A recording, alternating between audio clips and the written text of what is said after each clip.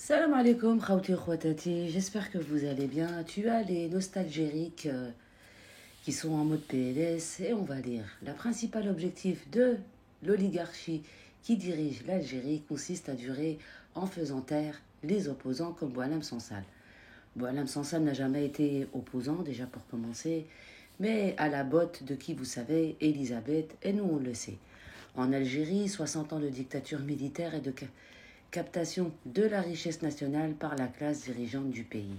Mais de quoi je me mêle quand on voit dans quel état le président actuel français a mis la France et comment vous vous êtes couché face à ça.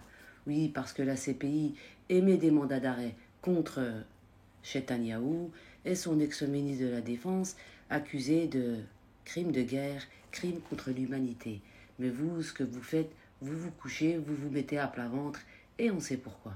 Et puis, il ne faut pas oublier ce que vous avez fait à Hervé. La justice française m'a incarcéré pendant 7 mois en 2021 à cause de mes publications sur le régime.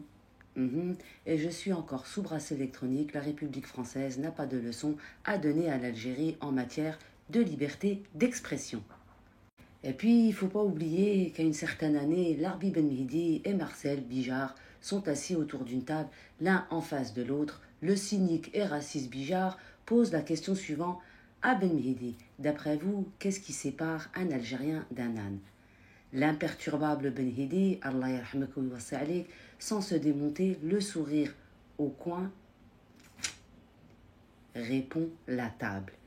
Et aujourd'hui, je dirais, qu'est-ce qui sépare les Algériens à des ânes?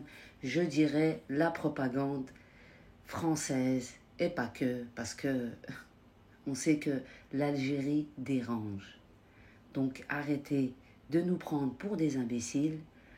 La balle est dans le camp de l'Algérie et je vais vous le montrer. Vous êtes game over, échec et mat. Nous avons un gouvernement aujourd'hui qui a su faire ce qu'il fallait pour le pays, c'est-à-dire se détacher des personnes néfastes qui ne veulent aucun bien pour l'Algérie, mais qui veulent profiter de ses richesses. Aujourd'hui, les richesses vont aux Algériens, on l'a vu, les constructions, le président a signé des contrats pendant que le vôtre vend le pays, le nôtre fait ce qu'il faut, et ça ne vous plaît pas. L'Algérie aujourd'hui, comme je l'ai toujours dit, ce n'est pas l'Algérie d'hier. Et l'Algérie de demain sera mieux que l'Algérie d'aujourd'hui. Tahia al-Jazair, Allah yarham al-shuhada. Quant à Sansal, il mérite ce qui lui arrive. On vous l'a dit, on ne touchera pas 1 millimètre du sol algérien. Les terres algériennes appartiennent à l'Algérie ainsi que toutes ses richesses.